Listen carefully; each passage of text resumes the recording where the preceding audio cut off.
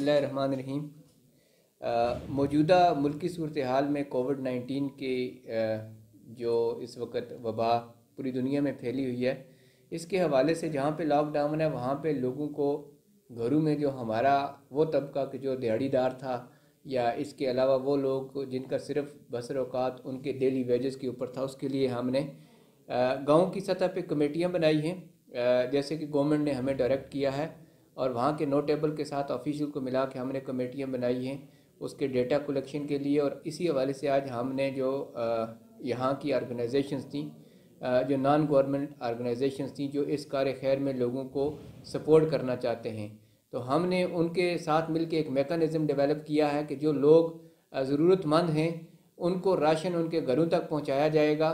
और लोगों से हमारी अपील है कि वो हम जो हेल्पलाइन दे रहे हैं, जो नंबर दे रहे हैं, उसी के ऊपर कांटेक्ट करें ताकि लोगों को उनके घरों तक उनकी ज़रूरत की चीज़ें पहुंचाई जा सकें और घरों से मेहरबानी करके ना निकलें।